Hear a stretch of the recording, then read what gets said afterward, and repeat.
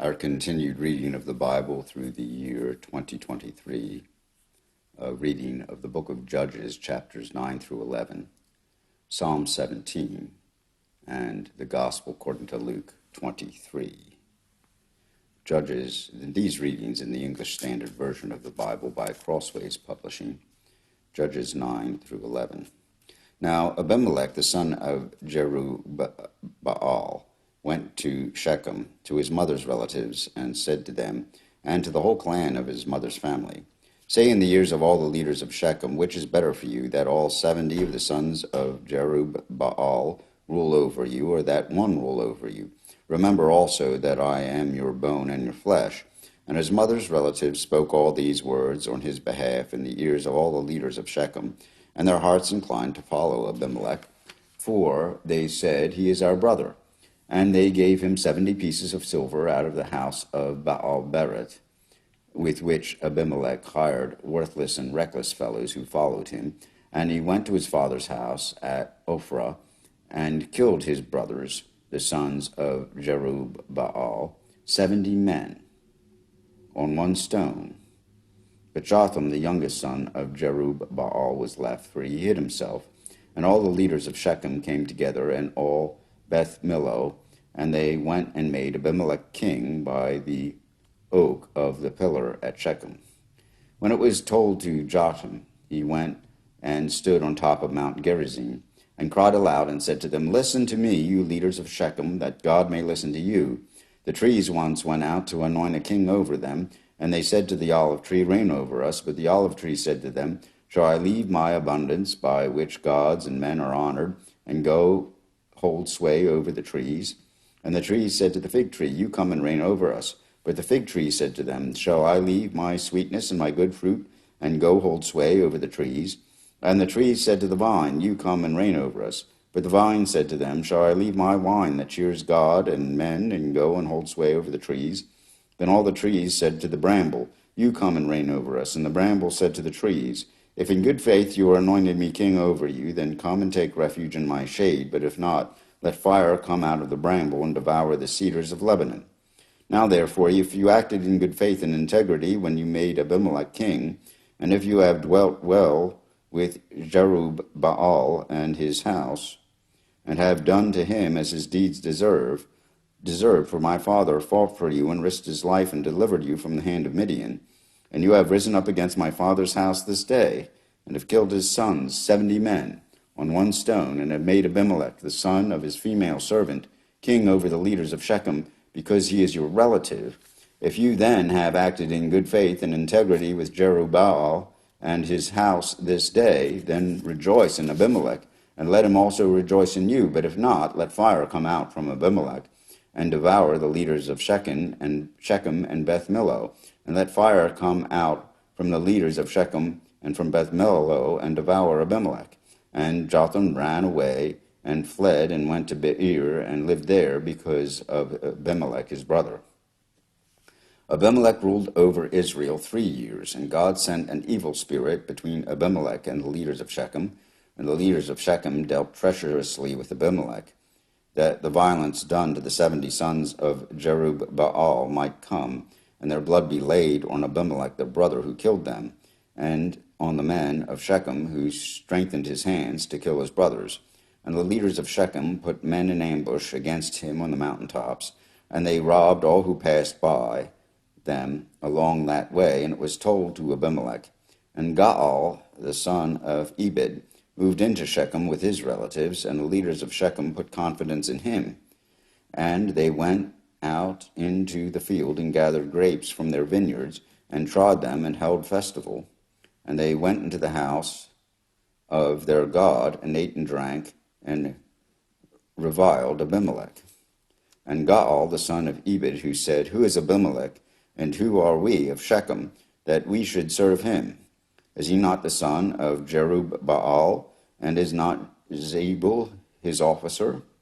Serve the men of Hamor, the father of Shechem, but why should we serve him? That would that this people were under my hand, then I would remove Abimelech.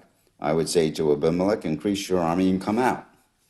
When Zebul, the ruler of the city, heard these words of Gaal, the son of Ebed, his anger was kindled, and he sent messengers to Abimelech secretly, saying, Behold, Gaal, the son of Ebed, and his relatives have come to Shechem, and they are stirring up the city against you. Now, therefore, go by night, you and the people who are with you, and set an ambush in the field. Then in the morning, as soon as the sun is up, rise early and rush upon the city. And when he and the people who are with him come out against you, you may do to them as your hand finds to do. So Abimelech and all the men who were with him rose up by night and set an ambush against Shechem in 4 companies. And Gaal, the son of Ebed, went out and stood at the entrance of the gate of the city. And Abimelech and the people who were with him rose from the ambush. And when Gaal saw the people, he said to Zebul, Look, people are coming down from the mountaintops. And Zebul said to him, You mistake the shadow of the mountains for men. Gaal spoke again and said, Look, people are coming down from the center of the land, and one company is coming from the direction of the diviner's oak.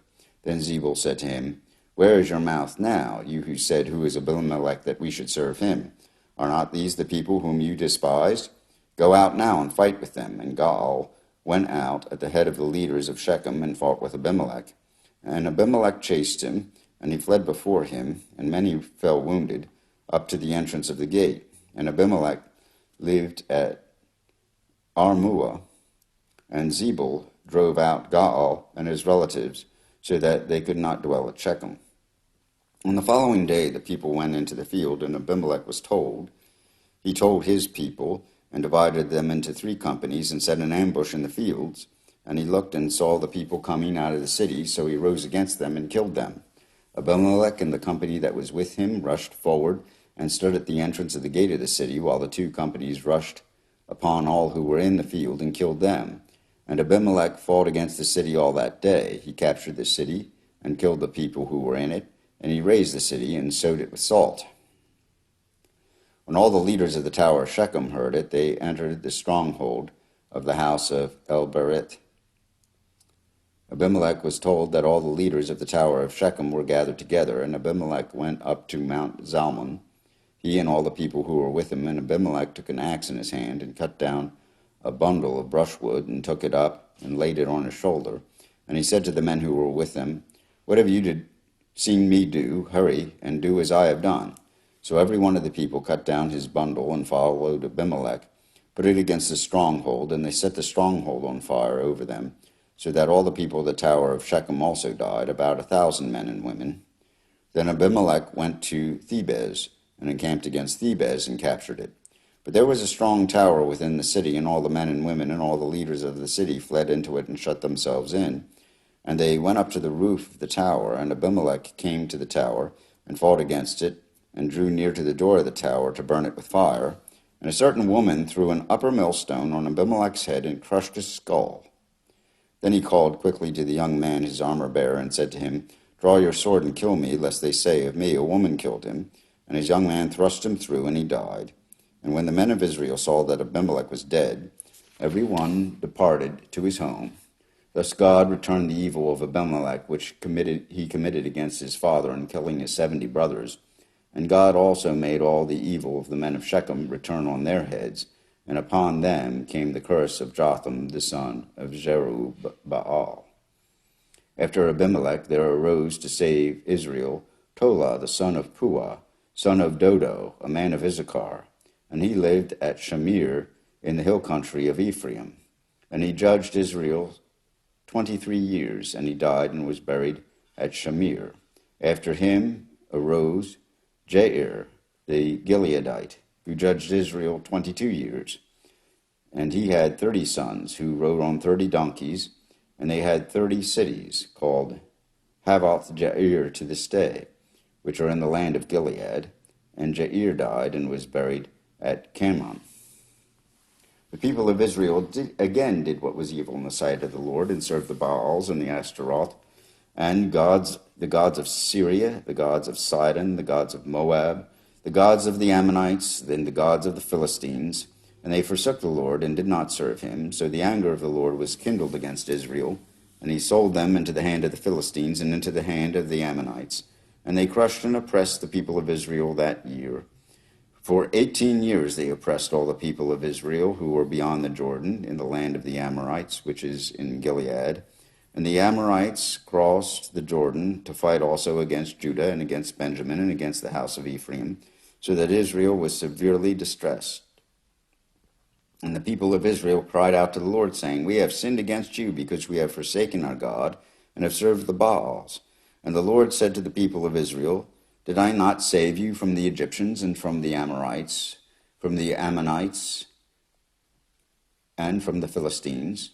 The Sidonians also, and the Amalekites, and the Maonites oppressed you, and you cried to me, and I saved you out of their hand. Yet you have forsaken me, and served other gods, therefore I will save you no more. Go and cry out to the gods whom you have chosen. Let them save you in the time of your distress. And the people of Israel said to the Lord, We have sinned.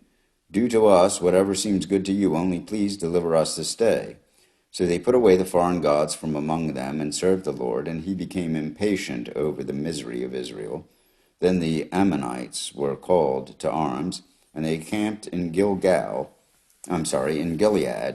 and the people of Israel came together, and they encamped at Mizpah.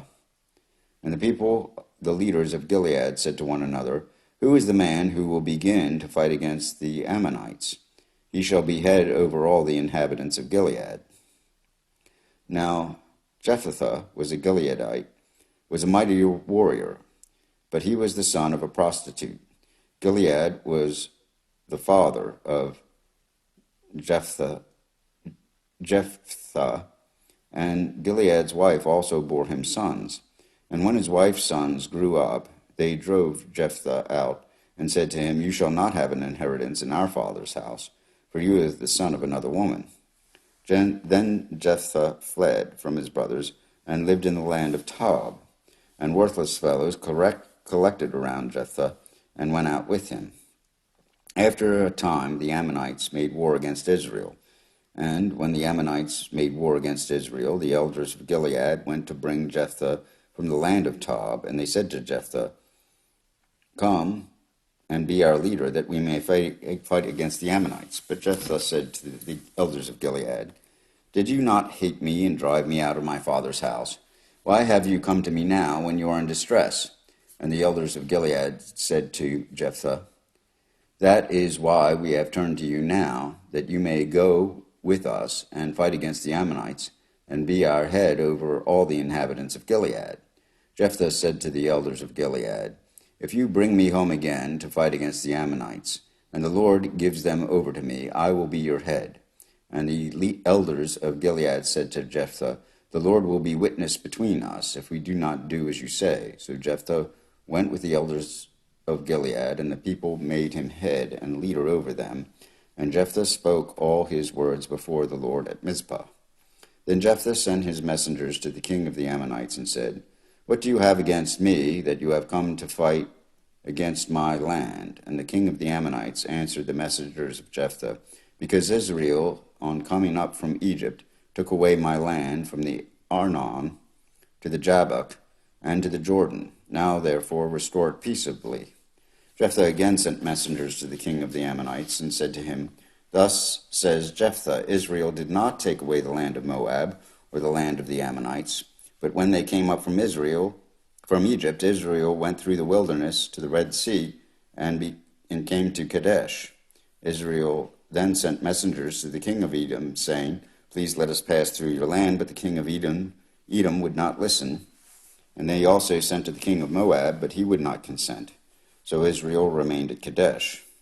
Then they journeyed through the wilderness and went around the land of Edom and the land of Moab, and arrived on the east side of the land of Moab, and camped on the other side of the Arnon. But they did not enter the territory of Moab, for the Arnon was the boundary of Moab. Israel then sent messengers to Sihon, king of the Amorites, king of Heshbon, and Israel said to him, Please let us pass through your land to our country. But Sihon did not trust Israel to pass through his territory, so Sihon gathered all his people together and camped at Jahaz, and fought with Israel, and the Lord, the God of Israel, gave Sihon and all his people into the hand of Israel, and they defeated them. So Israel took possession of all the land of the Amorites who inhabited that country. And they took possession of all the territory of the Amorites, from the Arnon to the Jabbok, and from the wilderness to the Jordan. So then the Lord, the God of Israel, dispossessed the Ammonites from before his people Israel. And are you to take possession of them? Will you not possess what Chemosh, your God, gives you to possess? And all that the Lord our God has dispossessed before us, we will possess. Now, are you any better than Balak, the son of Zippor, king of Moab? Did he ever contend against Israel, or did he ever go to war with them? While Israel lived in Heshbon and its villages, and in Aurora and its villages, and all the cities that are on the banks of the Arnon 300 years, why did you not deliver them within that time? I therefore have not sinned against you, and you do me wrong by making war on me. The Lord, the judge, decide this day between the people of Israel and the people of Ammon. But the king of the Ammonites did not listen to the words of Jephthah that he sent to him. Then the Spirit of the Lord was upon Jephthah, and he passed through Gilead and Manasseh, and passed on to Mizpah of Gilead, and from Mizpah of Gilead he passed on to the Ammonites. And Jephthah made a vow to the Lord, and said, If you will give the Ammonites into my hand, then whatever comes out of the doors of my house to meet me when I return in peace from the Ammonites shall be the Lord's, and I will offer it up for a burnt offering. So Jephthah crossed over to the Ammonites to fight against them, and the Lord gave them into his hand. And he struck them from Aurora to the neighborhood of Minnith, 20 cities, and as far as Abel Kirammim, with a great blow. So the Ammonites were subdued before the people of Israel. Then Jephthah came to his home at Mizpah, and behold, his daughter came out to meet him, with tambourines and with dances. She was his only child. Besides her he had neither son nor daughter. And as soon as he saw her, he tore his clothes and said, Alas, my daughter, you have brought me very low, and you have become the cause of great trouble to me. For I have opened my mouth to the Lord, and I cannot take back my vow. And she said to him, My father, you have opened your mouth to the Lord. Do to me according to what has gone out of your mouth, now that the Lord has avenged you on your enemies, on the Ammonites. So she said to her father, Let this thing be done for me. Leave me alone 2 months, that I may go up and down on the mountains and weep for my virginity, I and my companions. So he said, Go. Then he sent her away for 2 months. And she departed, she and her companions, and wept for her virginity on the mountains. And at the end of 2 months she returned to her father, who did with her according to his vow that he had made. She had never known a man, and it became a custom in Israel that the daughters of Israel went year by year to lament the daughter of Jephthah the Gileadite 4 days in the year. Here ends the reading of the book of Judges, chapters 9 through 11. Psalm 17. Hear a just cause, O Lord, and attend to my cry. Give ear to my prayer from lips free of deceit. From your presence let my vindication come. Let your eyes behold the right. You have tried my heart. You have visited me by night. You have tested me, and you will find nothing. I have proposed that my mouth will not transgress. With regard to the works of man, by the word of your lips, I have avoided the ways of the violent.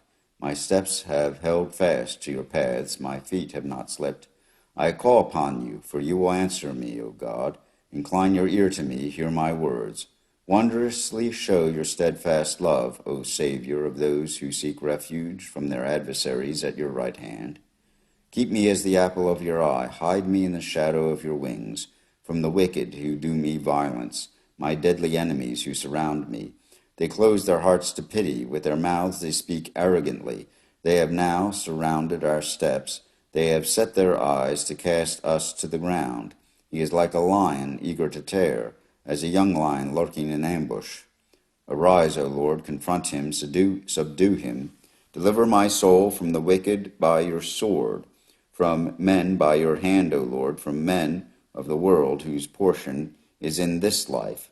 You fill their womb with treasure. They are satisfied with children, and they leave their abundance to their infants. As for me, I shall behold your face in righteousness. When I awake, I shall be satisfied with your likeness. Here ends the reading of Psalm 17. A reading of the Gospel according to Luke chapter 23. Then the whole company of them arose and brought him before Pilate, and they began to accuse him, saying, We found this man misleading our nation and forbidding us to give tribute to Caesar, and saying that he himself is Christ the King. And Pilate asked him, Are you the king of the Jews? And he answered, You have said so.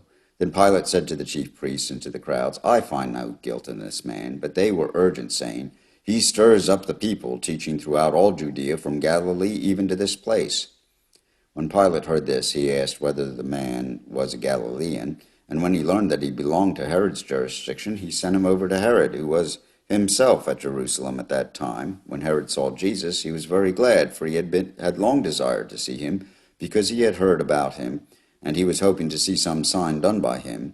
So he questioned him at some length, but he made no answer. The chief priests and the scribes stood by, vehemently accusing him, and Herod, with his soldiers, treated him with contempt and mocked him. Then, arraying him in splendid clothing, he sent him back to Pilate.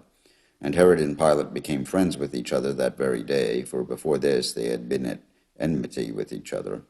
Pilate then called together the chief priests and the rulers of the people, and said to them, You brought me this man as one who is misleading the people, and after examining him before you, behold, I did not find this man guilty of any of your charges against him, neither did Herod, for he sent him back to us. Look, nothing deserving death has been done by him. I will therefore punish and release him. But they all cried out together, Away with this man, and release to us Barabbas, a man who had been thrown into prison for an insurrection started in the city and for murder. Pilate addressed them once more, desiring to release Jesus. But they kept shouting, Crucify, crucify him. A third time he said to them, Why? What evil has he done? I have found in him no guilt deserving death. I will therefore punish and release him. But they were urgent, demanding with loud cries that he should be crucified, and their voices prevailed. So Pilate decided that their demand should be granted. He released the man who had been thrown into prison for insurrection and murder, for whom they asked, but he delivered Jesus over to their will. And as they led him away, they seized one Simon of Cyrene, who was coming in from the country, and laid on him the cross to carry it behind Jesus. And there followed him a great multitude of people and of women who were mourning and lamenting for him. But turning to them, Jesus said, Daughters of Jerusalem, do not weep for me, but weep for yourselves and for your children, for behold, the days are coming when they will say, Blessed are the barren and the wombs that never bore, and the breasts that have never nursed. And they will begin to say to the mountains, Fall on us, and to the hills, Cover us. For if they do these things when the wood is green, what will happen to it when it is dry? 2 others, who were criminals, were led away to be put to death with him. And when they came to the place that is called the Skull, there they crucified him and the criminals, one on his right and one on his left. And Jesus said, Father, forgive them, for they know not what they do. And they cast lots to divide his garments, and the people stood by watching.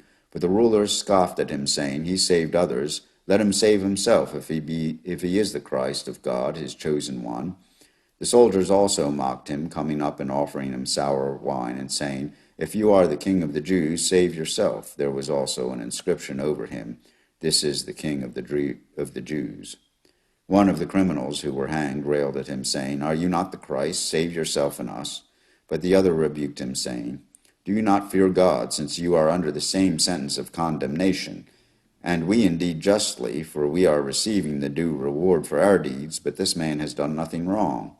And he said, Jesus, remember me when you come into your kingdom. And he said to him, Truly I say to you, today you will be with me in paradise. It was now about the 6th hour, and there was darkness over the whole land until the 9th hour, while the sun's light failed, and the curtain of the temple was torn in two. Then Jesus, calling out with a loud voice, said, Father, into your hands I commit my spirit. And having said this, he breathed his last. Now when the centurion saw what had taken place, he praised God, saying, Certainly this man was innocent. And all the crowds that had assembled for the spectacle, when they saw what had taken place, returned home beating their breasts. And all his acquaintances, and the women also, who had followed him from Galilee, stood at a distance watching these things. Now there was a man named Joseph from the Jewish town of Arimathea, He was a member of the council, a good and righteous man who had not consented to their decision and action, and he was looking for the kingdom of God. This man went to Pilate and asked for the body of Jesus. Then he took it down and wrapped it in a linen shroud and laid him in a tomb cut in stone where no one had ever yet been lain.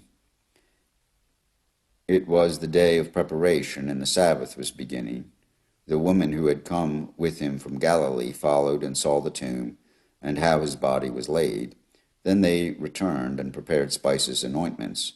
On the Sabbath day they rested according to the commandments. Here ends the reading of the Gospel according to Luke chapter 23. And this reading from Luke, the reading of Psalm 17 and the chapters from Judges, read in the English Standard Version of the Bible by Crossways Publishing.